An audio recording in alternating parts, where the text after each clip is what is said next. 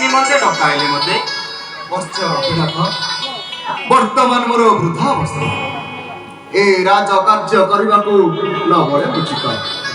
ଆଜ ଏ ରାଜସଭାରେ କରିଅଛି ସ୍ଥିର ତୋତେ କରି ରାଜ ଅଭିଷେକ ସୁଖରେ କିଛି ଦିନ କରିବି ବିଶ୍ରାମ।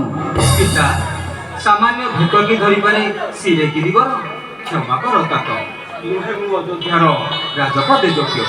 ଶୁଣ ବାବା, ପ୍ରଜାଙ୍କ ସମ୍ମତି ଗୁରୁଙ୍କ ଆଦେଶରେ କରିଅଛି ସ୍ଥିର ତୋତେ ବସାଇ ସିଂହାସନେ ମହାନନ୍ଦେ କଟାଇବି କାଳ।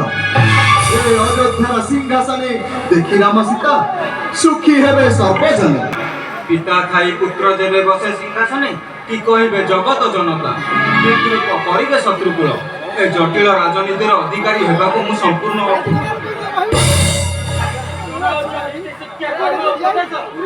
ପିତାଙ୍କର ସୁଯୋଗ୍ୟ ପୁତ୍ର ହୋଇ କର୍ତ୍ତବ୍ୟ ପଥରେ ପଶ୍ଚାତ୍ପଦ ହୁଅ ନାହିଁ। ପିତାଙ୍କ କର୍ତ୍ତବ୍ୟ କାଲି ହେଉଛି ଗୁରୁବାର ପୁଷ୍ୟ ନକ୍ଷତ୍ର। ଏହି ମାନ୍ୟ ବେଳାରେ ସୀତା ଘେନି ବସ ସିଂହାସନେ ହସି ଉଠୁ ଅଯୋଧ୍ୟାର ଭାଗ୍ୟ ରହେ। ଶୁଣ ବାବା, ଗୁରୁଙ୍କ ଆଦେଶ ପିତା ଆଦେଶକୁ ମାନି ନେବାକୁ ହେବ। ଯାଅ ଆଜ ରାତ୍ର ସୀତା ସହ ରୁହ ଉପବାସ। ତବାଦେଶ ମାନିବେ ପିତା।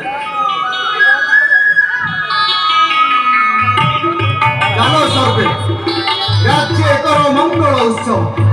ମଙ୍ଗଳ ଉତ୍ସବ ଧ୍ୱନିରେ ହସି ଉଠୁ ଏ ଅଯୋଧ୍ୟା କଟକ। ତେବେ ଆସନ୍ତୁ ଗୁରୁଦେବ।